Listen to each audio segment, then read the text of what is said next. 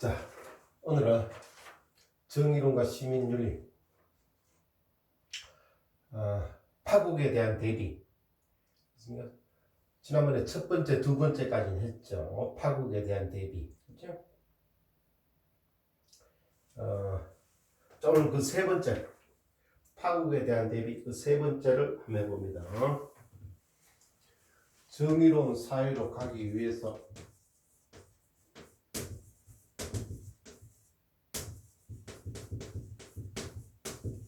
오늘 그 세 번째죠. 자, 이런 게 점점 강의하는 양이 많아지니까 여러분들 이렇게 공책에 적어서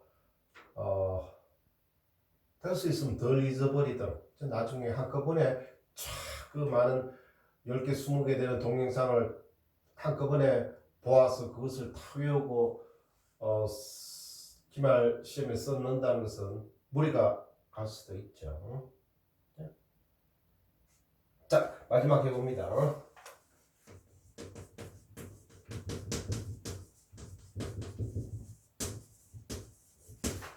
독점 자본주의,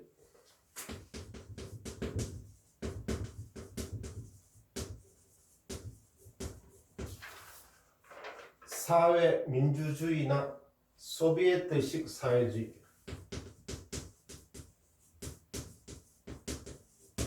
소비에트식 사회주의 뭡니까?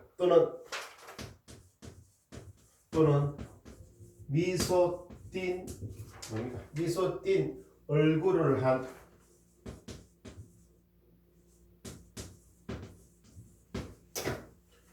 관료주의적 미소 띈 얼굴을 한 관료주의적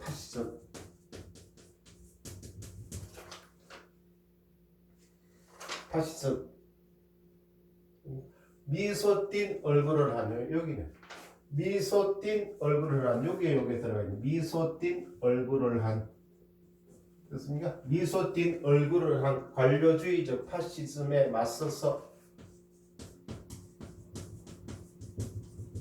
그것을 어떻게 한다는가? 대치할 다른 선택이 없다고 여기는 견해이다. 그것을 대치할 다른 선택이 없다고 여기는 견해이다. 뭐가 그렇다는 겁니까? 그런 견해가 파국으로 나라건 한 사회건 한 동네건 한 개인이건 파국으로 이끌기 쉽다는 거죠. 뭐 어떤 게 독점 자본주의 뭡니까? 자본주의는 자본주의인데 특히 18, 19세기에 자본주의가 발달하면서 제국주의 형태로 자본주의가 발달하죠. 영국, 프랑스, 그죠? 일본 다 마찬가지고, 그죠? 벨기에, 독일 다 마찬가지고, 그죠? 그래서 그 자본주의가 예를 들어서 일본을 예를 들면 미쓰비시나, 그죠? 미쓰비시나 도요타, 그죠? 또 요새 문제가 되고 있는 신이철, 일본 제철 말이야. 신일철, 일본 제철, 그죠? 그런 데서 국가의 지원을 받아서 독점적으로 모든 탱크와 자동차와 철강, 그죠? 뭐 섬유 군수 산업에 있는 뭐 물통, 수통, 피부까지 모든 걸 독점적으로 생산하니까 어마어마한 돈을 벌겠죠. 그죠? 그래서 현재 우리나라 강제징용 대상 문제에 신일본 제철이 걸려가 있죠. 그 다음에 우리나라에 굴러다니는 미쓰비시나 뭐 그 자동차나, 그죠? 그쪽에서 다 군수용품을 다 만드는 거죠. 도요타나, 그죠? 그런 자본주의가 독점적인 지원을 받아서 어마어마한 성장을 해서 그 다음에 다른 나라의 영토까지 넘보고 제국주의로 확장되는 거죠. 독점 자본주의는, 그죠? 그쪽으로. 그 다음에 사회민주주의 뭡니까? 옛날에 유고슬라비아, 지금은 뭡니까? 크로아티아, 그 다음에 뭡니까? 보스니아, 헤르츠고비나, 그죠? 그쪽으로 이렇게 여러 가지로 갈라진 나라가 되죠. 그때 한때 사회민주주의를 실현했죠. 그죠? 그 소련의 압제에서 벗어나서 우리는 우리 나름대로의 소련식 소비에트식 공산주의가 아니고 사회민주주의를 실현하려고 하다가 1990년에 유고슬라비아로 독립하자마자 네 분이 일났죠. 그 기독교파와 이쪽 그 이슬람파의 그죠? 두 사이의 전쟁. 그게 크로아티아에 그죠? 아직까지 그 흔적이 남아 있죠. 그죠? 그 뭡니까 크로아티아 오래된 올드스 그뭐 캐슬 성지역 말이에요. 그죠? 그쪽에 얼마 전에 12월 달에 지난 12월 달에 가봤는데 그게 뭡니까 아직까지 자기들도 그 1990년 이때 유고 내전 때 많이 포탄을 맞고 이랬다고요. 자, 사회민주주의, 그다음에 소비에트식 사회주의, 그죠? 그 러시아 연방, 그 소련이죠, 소련. 그때 사회주의, 뭐 공산주의죠, 공산주의. 그다음에 1990년에 러시아가 뭡니까 민주주의로 좀 돌아서서 그렇지만 아직까지 공산주의 입김이 강한 나라가 러시아는 소련 연방이란 그 소비에트 연방을 해체하고, 그죠? 그다음에 그때 여러 가지 뭡니까 에스토니아라든가, 그죠? 발트 삼국 있잖아, 그죠? 에스토니아, 뭡니까 라트비아, 리투아니아 이런 나라들이 다 독립하고, 그죠? 이쪽도 마찬가지고, 뭡니까 크로아티아도 마찬가지고, 그죠? 그런 소비에트식 사회주의, 쉽게 말하면 공산주의죠. 또는 미소 띈 얼굴을 한 관료주의적 파시즘. 현재 일본을 생각하면 딱 맞습니다. 관료주의적 파시즘에 맞서서 그것을 대치할 다른 선택이 없다고 여기는 견해이다. 무력한 국민 일본이죠. 뭐 한국에서 강제징용 배상을 요구하는데 뭔가 맞긴 맞는 것 같은데, 그죠? 그 헤이트 스피치 하는 일본말로 그 민족 차별주의로 일본 우익들이 마이크 들고 야매로 하면서 막 그 일본 천황 만세를 하면서 그 아직까지 뭡니까 그 위에 스피커를 설치해서 막 그 일본 시내에 떠들면서 돌아다녔잖아. 하면 일본 경찰은 맞긴 막는데 이쪽에 뭡니까 민주주의 데모하는 시위하는 사람은 오히려 막죠. 그러면 이쪽 시위하는 사람들이 저쪽 가서 그 천황제를 외치는 일본 우익들이나 막아라고 그렇게 관료주의 한국도 관료주의죠. 관료주의지만 일본은 더 지독합니다. 관료주의적 파시즘은 전체주의죠. 1910년, 20년대에 일본 전체주의로 생각하면 돼. 일본 제국주의, 전체주의. 그죠? 독일도 파시즘이고, 그죠? 이탈리아도 2차 대전 때 독일과 연합했고, 이탈리아, 독일, 일본이 연합해서 2차 대전 때 싸웠지만은 그죠? 미국이 유럽과 그죠? 합세함으로써 원자폭탄 2방 맞고 외놈들 끝났잖아. 그죠? 관료주의적 파시즘에 맞서서, 그죠? 관료주의 파시즘, 그죠? 그러니까 일본이 좀 생각 있는 사람들이 제일 부러워하는 게 한국 국민 파워죠. 그죠? 시티즌 파워하는 시민들의 힘 하는 그걸 일본은 그런 게 없습니다. 한 번도 동학혁명이니 4.19 혁명이니 87년 우리나라 6월 항쟁이니 그 다음에 2017년 촛불혁명, 소위 말하는 촛불혁명을 한 번도 그 어떤 거대한 관료주의적 세력을 한 번도 뒤집은 적이 없는 게 일본입니다. 그러니까 계속해서 순종하고 사무라이 칼 밑에서 하면서 이렇게 날 살려주십시오. 일본은 그 고멘나사이 하는 거, 내 목숨을 면해 주십시오. 그게 현대어로 번역하면 미안하다지만 직역하면 뭘 면해달라는가? 사무라이 칼 밑에서 날 살려주십시오. 우리나라 이순신이 가다가 그 칼 잘 드나 안 드나 그렇게 이순신 부대 그러다가 이순신한테 몽둥이 맞습니다. 몽둥이. 이순신은 그죠? 얼차례 하듯이 그렇게 때렸죠. 공기가 흐트러질 때. 그러니까 그만큼 외놈을 막아냈겠지. 그죠? 군대의 정식 계급 명령으로 하다를 하는 게 우리나라 군대고, 그죠? 외놈들은 하면 나들 저거지 총잡이지 총잡. 서부의 총잡이지 막당 쏘고 막 칼로 막 베고 하는 그거 깡패들이지 뭐. 그럼 규칙이 있습니까 사무라이가? 그죠? 붉은 옷에 파란 옷에, 그죠? 그런 비단을 옷에 색깔로 하는 구분하는 것도 안 좋지만 그렇게 딱 구분이 정해져 있고 그냥 위계 질서가 있고, 그죠? 자, 관료주의적 파시즘, 그죠? 현재 일본을 생각하면 딱 맞습니다, 그죠? 아베 보면 그게 어디 민주국가는 보입니까 일본이? 아베 들어 쫙 잡더라. 기자들아 이렇게 할 때 그건 완전 사무라이지 사무라이. 나 그때마다 깜짝 놀라. 아직까지 어떻게 저렇게 잘 사는 나라가 21세기에 저럴 수가 있는가 싶은 게. 그죠?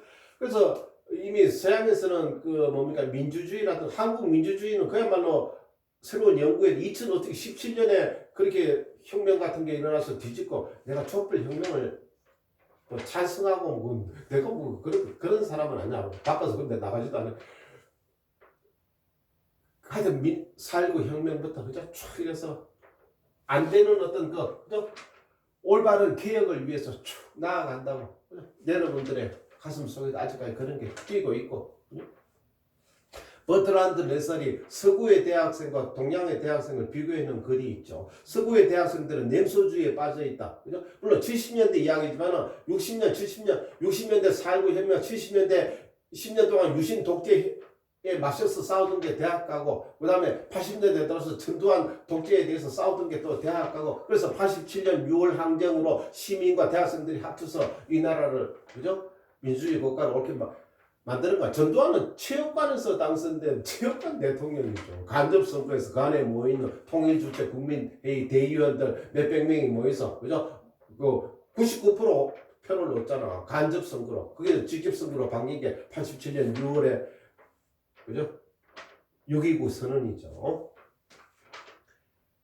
그러니까 서구의 대학생들은 냉소주의에 빠져있다. 왜? 동양의 대학생들은 한국, 일본, 중국 대학생들은 개혁정신 또는 혁명가 정신이 보인다. 그렇지만은 서양의 냉소주의에 빠진 이유. 근데 2020년에 한국 대학생들은 냉소주의에 빠져있다는 홍책하고 그게 무력감과 안락감 때문이다. 무력감은 어디서 오냐? 내가 해서 아무것도 되는 일이 없다. 내가 뭐 할 일이 뭐가 있겠어 하는 무력감에 빠져있고, 여러분들 무력감에 빠져있잖아. 그죠? 그 다음에 안락감, 적당히 돈 벌면 직장인들 적당히 돈을 또 아르바이트 하거나 적당히 돈을 벌면은 뭐, 그죠? 넷플릭스 딱 틀어놓고 영화 몇 개 보면서 맛있는 거 시켜서 먹어가면서 하는 안락감이 무력감에 빠져있는 고통을 대신할 수 있다. 그 두 가지가 냉소주의를 만든다. 그러나 동양의 대학생들은 그렇지가 않다. 그죠? 무력감과 안락감에 빠져가 있지 않다. 뭔가 개혁적으로 움직이고 있다. 70년대를 바라보니까 그런 거죠. 버트란드 러셀이 그래서 한국을 딱 지적하지는 않아서, 왜냐하면 60년, 70년대는 한국을 딱 가난하니까 중국과 일본 학생들의 예를 들어놨지만 모든 세계의 학생 운동은 60년대 다 끝납니다. 일본도 동경대학에서 헬리콥터에서 제로탄 맞으면서 다 끝나. 60년대. 유럽도 다 끝나고 미국도 60년대 베트남 전쟁 끝나서 70년 오전 끝나기 전까지 모든 학생운동이 다 끝납니다. 근데 한국은 어떻게 이렇게 60년, 70년, 80년, 90년대에 또 노동자 데모가 시작됩니다. 비로소 민주화가 되고 나니까 90년대부터 이제 노동자들이 권익을 찾기 위해서 노동자 권익이 또 한 10년 동안 데모합니다. 2000년에 비로소 길거리에 여러분들이 뭐 한 5살 이럴 때 길거리에 비로소 2000년대에 비로소 서울 길거리에 체류탄이 안 터지고 사람들이 수군을 맞고 길거리를 안 다니도 되는 게 일단 2000년입니다. 물론 힘들고 어려웠지만은 최소한 무력하기나 안락감에 젖어 있지는 않다. 그래서 여러분들 경계해야 될 게 조금 어떻게 보면 취업이 안 되고 뭐 그런 것 때문에 너무 있지만은 뭡니까? 안락감 안주하려는 생각은 젊었을 때 그렇게 좋은 게 아닙니다. 됐습니까? 자, 관료주의자 파시즘에 맞서서 그것을 대치할 다른 선택이 없다고 여기는 견해이다. 그죠? 현재 우리나라에도 뭐 정경 유착이 아직까지 남아있고, 그죠? 뭐 이렇게 뉴스를 덮으려고 하고 국회에 로비를 하고, 그죠? 뭐 그런 게 상당히 많잖아요. 우리나라도 아직까지 알게 모르게 언론을 통제해서 이쪽 언론은 저렇게 보도하고 이쪽 언론은 이렇게 보도하고, 그 뒤에 어떤 다 힘과 자리와 권력욕과 돈을 찾아가는 그게 뒤에서 움직이고 있는 거 아니야. 그런 데 대해서 여러분들은 철저히 눈을 뜨고 있어야 됩니다. 됐습니까? 자, 그 다음에 뭡니까? 자, 이때까지 한 말 조금 앞에 있는 거 생략하고, 인간에 대한 학문이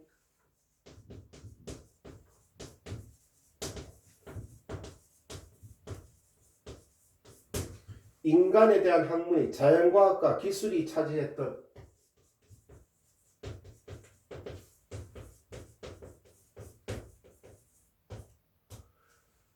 인간에 대한 학문이 자연과학과 기술이 차지했던 매력을 탈환하지 못하는 한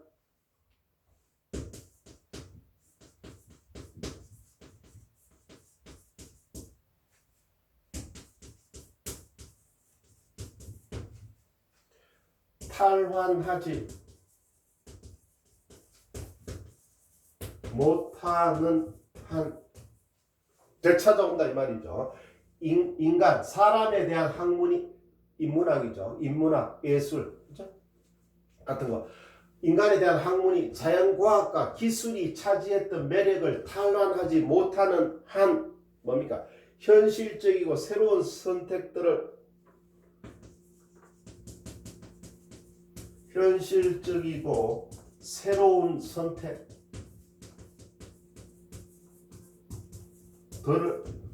항상 옳고 그름의 선택에서 여러분도 이제 20살이 다 넘었으니까 어른이니까 될 수 있으면 올바른 선택. 혹시 잘못 선택되더라도 잘못 나중에 가서 이렇게 고치면 되니까 새로운 선택을 찾아낼 해안가. 새로운 선택들을 찾아낼 해안가. 그죠? 슬기로운 눈 말이죠. 해안, 지혜로운 눈, 해안. 지혜로운 눈과 능력은 여전히 결여되어 있을 것이다. 해안과 능력은 여전히 똑같이 말이죠. 여전히는 똑같이 해안과 능력은 여전히 전과 같이, 그죠? 전과 같이 결여되어 있을 것이다. 결여되어 모자란다 이 말이죠. 결여되어 있을 것이다. 자, 무슨 이야기인가? 인간에 대한 학문이 자연과학과 기술이 차지했던 매력을 탈환하지 못하는 한, 그래서 이 에리 프롬이 뭐라고 예를 들어놨는가 하면은 버트란드 러셀인가?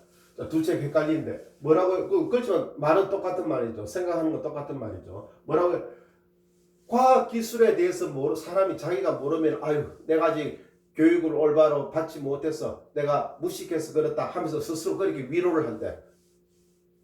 자책을 해야 되나? 위로를 해야 되나? 스스로 그렇게 생각을 한다는 거지. 아이고 내가 아직 머리가 먼저라서 그런 교육을 받지 못해서 내가 무식해서 과학기술을 모른다. 그렇게 기술이나 자연과학에 대해서는 그렇게 받았는데 그 일종의 매력으로 생각했겠지. 그렇게 생각하는데 인간에 대한 학문, 예를 들어서 문학이나 철학이나 역사, 그 다음에 예술, 여기에 대해서 모르면 문학, 철학, 예술 이래 대해서 잘 모르면 아유 저건 또 헛소리 한다. 저건 나쁜 그림이야. 아유 저걸 음악이라고 만들었어. 아유 저도 뭐 말만 중얼거리는 헛소리네. 철학이네. 아유 그런 문학 저걸 내가 아이고 풍물쟁이들 하는 소리 아니야. 그렇게 치부해 버린다는 거예요. 그렇게 생각해 버린다는 거죠. 그죠? 그렇지만 그런 인간에 대한 학문이 중요하죠. 인문학이. 그죠? 사람에 대한 진정한 고찰이니까 난 특히 문학이 철학 위에 있다. 그런 말도 있죠. 그죠? 누굽니까? 독일의 철학자가 마리아 릴케가 독일 문학 철학자죠. 그러니까 릴케 고도, 그죠? 가을날이라는 시도 있잖아. 릴케에 대해서 우리는 릴케의 사상을 연구하는 것에 지나지 않는다. 그죠? 독일의 그 훌륭한 철학자가 왜 그런 말을 하겠어? 그죠? 그 사람 이름이 뭐더라? 근데 이 사람은 니체는 아니고 그 유명한 사람, 그 사람이 우리는 릴케의 생각을 정리해서 쓰는 것에 불과한 게 바로 우리 철학이다. 그렇게 이야기를 했죠. 릴케 문학의 시인이잖아, 릴케는. 그죠? 자, 인간에 대한 학문이 자연과학과 기술이 차지했던 매력을 탈환하지 못하는 한, 빼앗아 오지 못하는 한, 빼앗지는 못하라도 이렇게 같이 나란히 가지 못하면은 뭡니까? 현실적이고 새로운 선택들을 찾아낼 해안과 올바른 눈과 지혜와 설계와 능력은 여전히 결여되어 있을 것이다. 그것은 결국 파국으로 이 사회와 나라와 한 개인을 이끌 것이다. 그러니까 뭡니까? 이 투에보알 투비에서 이야기하는 인간의 탐욕, 그죠? 욕심, 그죠? 돈과 자리와 힘을 깊이고 차지하겠다는 욕심, 그죠? 이게 투해보죠. 그죠?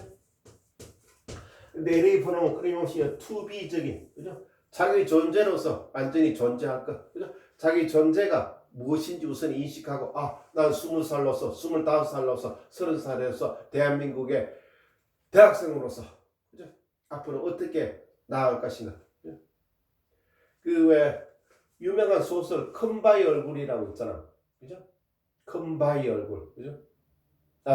나다니엘 호돈. 그죠? 그거 있죠. 어릴 때 왜 자기 집 앞에 그러니까 인류를 위해서 내가 뭘 할 수 있을까에 대한 희망을 품는 거죠. 어릴 때부터. 그죠? 여러분도 그런 생각 안 하잖아. 홍채하는 그 냉소주의에 빠져 있잖아. 근데 큰바위 얼굴에 어린 소년이 자기 어머니하고 문 앞에 앉아서 저 앞에 마을에 있는 큰 바위 얼굴에 그 황금 노을이 지고 흰 구름이 안고 하니까 마치 그 사랑 같으니까 그 동네에서는 큰바위 얼굴에. 그러니까 어머니가 항상 그 어니스트 주인공한테 이야기하잖아. 아이야, 저기 언젠가 너는 저런 큰바위 얼굴을 닮은 사람을 만나게 될 거야. 그러니까 아이가 나는 저렇게 장엄하고 그 선량한 지혜를 가진 듯한 저 큰바위 얼굴 언젠가는 어릴 때부터 그래. 어릴 때 그러다가 그 동네에서 뭡니까? 사업가로 성공한 사람이, 그죠? 엄청난 돈을 벌어서 그 마을로 돌아오죠. 그 동네 출신이. 그래서 마을 사람들이 웅성거리잖아. 저 사람이야말로 큰바위 얼굴과 똑같은 얼굴일 것이다. 실제로 왔는데 마을 사람들이 야, 얼굴이 비슷하네, 똑같네, 그렇게 이야기하는데 이 어니스트가 보기에는 거지가 왔을 때 그 사람이 돈을 이렇게 나눠주는 게 아니고 그 마차에서 돈을 막 뿌리듯이 가져라 이 거지야 가져라 그런 식으로 뿌리니까 큰바위 얼굴에 저 사람의 얼굴에는 탐욕과 수전노의 얼굴, 노랑이 얼굴이 보인다. 큰바위 얼굴이 아니다. 그 다음에 어니스트가 여론들과 똑같은 20살, 25살의 젊은이가 돼서 그 다음에 마을에서 이 마을 출신의 장군이 이제 퇴임하고 온갖 산전수전을 다 겪은 장군이 퇴임하고 돌아옵니다. 그러니까 마을 사람들이 보고 야, 저 장군의 근엄하고 저 장엄한 얼굴은 큰바위 얼굴하고 똑같다. 또 마을 사람들이 또 떠듭니다. 그래서 어니스트도 같이 그 마을 공터에 나가서 그 사람이 연설하는 걸 보게 됩니다. 근데 딱 보니까 얼굴이 근엄하고 그죠? 산전수전을 겪은 모습은 있지만 선량한 지혜와 자애심이 없다. 저 사람은 큰바위 얼굴이 아니다. 젊은 청년이 어니스트가 그렇게 단정을 하죠. 그 다음에 어니스트 어느가 40, 50의 중년이 됩니다. 그리고 마을에 유명한 정치가가 돌아옵니다. 돌아오는 게 아니지. 왜냐하면 이 정치가는 그 다음 해에 대통령 후보로 나갈 사람이야. 근데 그 마을 출신입니다. 그 마을 출신인데 정치가가 돌아오니까 이야, 저 사람의 풍모를 봐라. 그 마을 사람들이 완전히 큰바위 얼굴하고 이 사람의 얼굴은 거울처럼 똑같고 마을 사람들이 수근수근합니다. 그래 어니스트도 가서 그 사람이 연설하는 걸 보게 됩니다.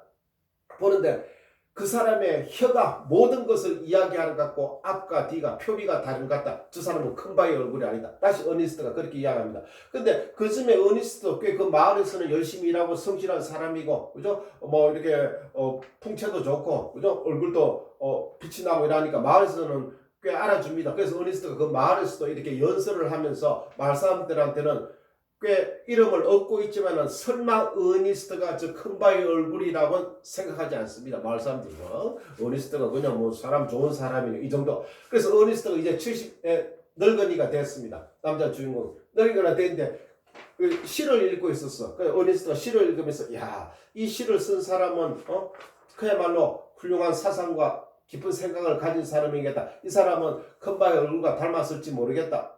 그렇게 생각합니다. 근데 그 시인이 그 마을로 찾아와서 어니스트 집을 한번 찾아갑니다. 어니스트가 조금 그 마을에서 이름이 나니까. 그러면서 근데 어니스트가 이렇게 시인하고 어디서 오셨습니까? 이야기를 나누다가 근데 뭔가 이렇게 좀 풍모가 달라 보입니다. 누구십니까? 이러니까 그 시인이 현재 당신이 읽고 있는 그 시를 쓴 사람이다. 어니스트가 깜짝 놀라면서 그렇습니까? 하면서 큰바위 얼굴하고 이 시인의 얼굴을 이렇게 한번 슬쩍슬쩍 비교해 봅니다. 그러다가 어니스트가 점점 고개를 숙입니다. 그러니까 시인이 그걸 간파를 하고 실망하셨죠. 저는 큰바위 얼굴이 아닙니다. 물론 내가 쓴 시가 일부분은 예술적이기도 하고 어떤 신의 영역을 표현하기도 했지만 나는 이 천박한 현실 속에서 천박한 생활 속에서 물들지 않을 수가 없습니다. 나는 저 큰바위 얼굴이 아닙니다. 하면서 딱 어니스트한테 시인이 이야기합니다. 그러니까 시인도 어느 정도 훌륭한 사람은 맞죠. 그래서 어니스트가 연설하는 그 마을 공터에 시인이 같이 따라갑니다. 그래서 어니스트가 연설을 하고 있는데 근데 저녁 노을이 지면서 황금빛에 물들면서 어니스트 얼굴에 비치면서 구름이 그 큰바위 얼굴에 끼는데 어니스트의 백발과 얼굴의 모습이 완전히 똑같아. 시인이 보기에 똑같다. 그래서 마지막 장이 보시오, 저 사람이 바로 큰바위 얼굴이 아닙니까? 하면서 시인이 동네 사람들한테서 외칩니다. 그 어니스트 보고 저 어니스트야말로 큰바위 얼굴하고 똑같지 않습니까? 그게 동네 사람 그때야 별로 정말 똑같네 하면서 뭐 그런 이야기를 합니다. 그런데 어니스트는 그 단상에서 내려와서 그 시인의 팔짱을 끼고 다시 우리 집으로 갑시다 하면서 그때 다시 시인한테 이야기합니다. 아닙니다. 저는 큰바위 얼굴 저보다 더 현명하고 더 훌륭한 사람은 곧 찾아올 것입니다. 그렇게 이야기합니다. 그러니까 이 어릴 때 주인공이 뭡니까? 인류에 대해서 자기가 하나의 희망이 될 수 있을까? 그죠? 그렇게 생각하는 거죠. 그러니까 여러분도 뭡니까? 해왕과 그죠? 설기, 해완, 옳게 바라보는 눈, 그 다음에 해안과 능력을 결여되지 말고 파국에 대해서, 그죠? 어떠한 선택을 할 것이냐, 이 새로운 선택, 그죠? 됐습니까? 인간에 대한 학문, 그죠? 탐욕, to have보다는 이 to be, 나로서 어떻게 존재할 것인가를 곰곰이 생각해 보면은 우리도 좀 더 정의로운 사람, 정의로운 사회로 갈 수 있지 않을까. 됐죠? 자, 오늘 여기까지.